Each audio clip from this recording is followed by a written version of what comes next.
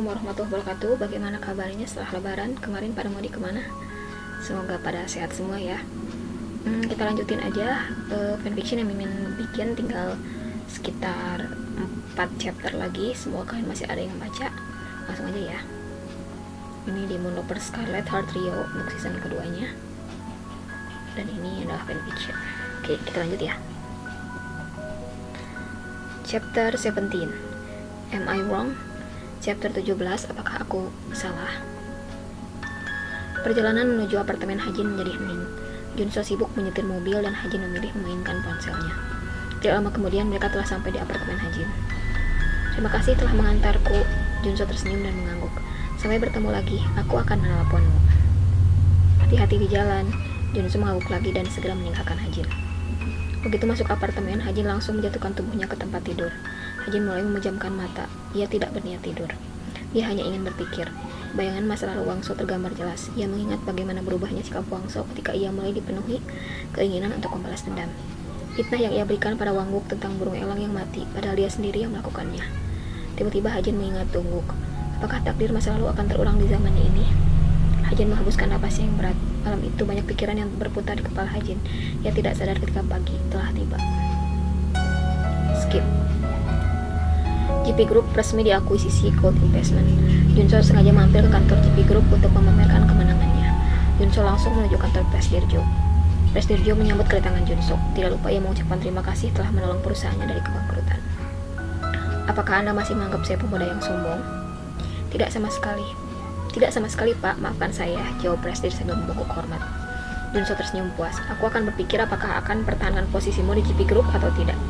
Bersiaplah untuk kemungkinan terburuk. Aku pergi dulu. Junso melenggang pergi. Tiba-tiba suara ponsel terdengar dari sakunya. Ia mengeluarkan ponsel dan sebuah koin ikut terbawa keluar dan terjatuh, menggelinding menuju posisi Presdirjo. Junso buru-buru mengejarnya, tapi terlambat. Presdirjo berada pada posisi lebih dekat dan lebih dulu mengambilnya. Kembalikan, itu milikku. Itu benda berharga bagiku. Presdirjo mengambil koin itu dan terkejut saat melihatnya. Siapa Anda sebenarnya? Apakah Anda... Presdir tidak jadi melanjutkan kata-katanya. Junso merebut koin itu dari tangannya. Ini barang ibuku. Jangan sampai tangan kotormu menyentuhnya. Junso pergi meninggalkan kantor Presdirjo. Presdirjo masih terpaku di tempatnya dengan wajah pucat. Skip. Junso tidak mengerti dengan apa yang dilihatnya. Ia melihat Presdirjo seperti mengetahui sesuatu tentang koin pemberian ibunya itu. Junso berpikir keras sambil memainkan koin itu di jarinya. Junso dibuat bingung dengan sikap Presdirjo. Apa dia sadar kalau koin itu milik Choi Hae-jin, ibunya? Ponsel Junso berdering. Ia melihat nama Presdirjo ada di sana. Halo? Bisa kita bertemu, Pak? Tanya Presdirjo. Baiklah, mereka lalu menentukan tempat dan waktu untuk bertemu. Di sebuah restoran mewah yang privat mereka bertemu. Walau sejak tadi makanan telah terhidang di meja, baik Junso maupun Presdirjo masih enggan untuk menyantapnya. Beberapa kali Presdirjo mengusap keringat di dahi, sedangkan Junso hanya minum air putih yang ada di depannya. Apa yang akan kita bicarakan? Tanya Junso membuka pembicaraan. Sebenarnya ini di luar dari masalah pekerjaan. Saya tidak tertarik untuk merayu Anda untuk mempertahankan posisi Presdir sekarang. Jika Anda menemukan orang yang lebih pantas dan kompeten, saya akan menyerahkan posisi ini. Lalu apa yang akan kita bicarakan?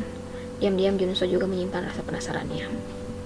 Koin itu, apakah itu benar-benar pemberian ibumu? Iya, benar. Weh. Apakah aku boleh bertanya, apakah ibumu bernama Choi Hae-jin? Junso terdiam sejenak. Apa maksudnya ini?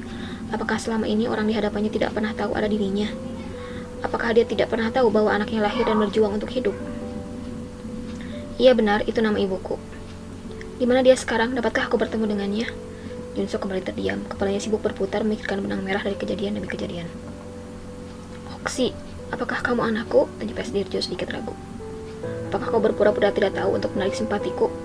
Tidak, aku benar-benar tidak tahu. Aku mencari ibumu dengan putus asa.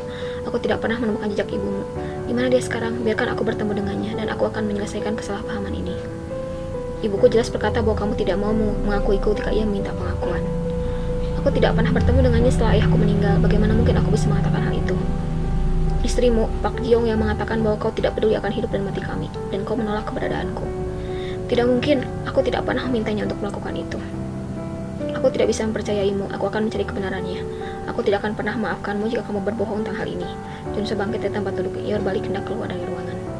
Koin itu aku berikan pada ibumu. Itu koin dariku, ujar Presdirjo. Junso terdiam di tempatnya lalu membuka pintu dan keluar.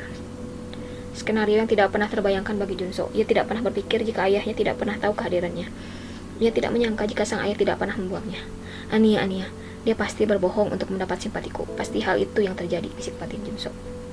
Junso menelepon Hyuk. Hyuk, cari tahu tentang latar belakang istri dari Presiden Park Ji-young. Temukan semua orang yang pernah menjadi asistennya. Temukan mereka dan bawa ke hadapanku. Lakukan secepatnya. Skip. Ting tong. Hajin buru-buru membuka pintu. Apartemennya. Ia menemukan Junso ada di sana. Junso terlihat lesu, wajahnya menunjukkan beban berat yang sedang dia hadapi. Masuklah. Junso segera masuk dan duduk. Dia tidak berkata apa-apa, hanya diam.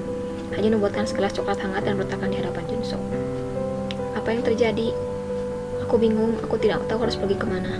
Tempatmu menjadi satu-satunya yang ada dalam pikiranku. Dapatkah kamu memelukku? Hajin tahu Junso memiliki masalah. Ia memilih untuk tidak menanyakan masalahnya lebih jauh untuk saat ini. Hajin menghampiri Junso dan meletakkan kepala Junso di bahunya. Junso mulai bergetar dan menangis. Hajin mengusap lembut rambut Junso. Ia kuatkan dekapannya, mencoba memberikan kekuatan pada Junso. Kamu tidak menanyakan apapun padaku. Aku menunggumu menceritakannya padaku. Junso meletakkan kepalanya di pangkuan Hajin dan memilih tidak mengatakan apapun tentang masalah yang dihadapi. Sangat nyaman, bolehkah aku tidur? Hajin mengangguk. Ia membalik kepala Junso yang ada di pangkuannya. Dejavu. Bukan dejavu, tapi seperti mengulang kembali saat itu. Saat Wangsu yang ketakutan tidur sendiri setelah naik tahta. Hajin tersenyum simpul. Ceritakan padaku sebuah cerita. Cerita apa yang mau kamu dengarkan? Asalkan bukan cerita seram. Baiklah, dahulu kala hiduplah. Junso menjamkan matanya dengan cerita dari Hajin sebagai pengantar tidur. Dan tepukan pelan di bahunya, ia tertidur. Tidur yang damai yang selama ini tidak pernah ia dapatkan. Bersambung. Oke, tinggal ini chapter 17, berarti tinggal 4 chapter lagi. Ya, 4 chapter lagi insya Allah. Nah, ini bisa untuk visualisasinya bisa kalian bayangkan saat Wangso pertama kali menjadi raja ya. Dia kan tidur di pangkuannya Hesu tuh. Terus dia nyeritain cerita tentang gadis berkerudung merah. Ya, Mimin masukin juga sedikit potongannya. Bayangkanlah visualisasinya seperti itu tapi dengan baju-baju modern. Ya, semoga kalian terhibur dengan FF Mimin ini ya. Sampai bertemu di pekan depan di FF selanjutnya. Tinggal 4 chapter lagi. Dadah, assalamualaikum warahmatullahi wabarakatuh.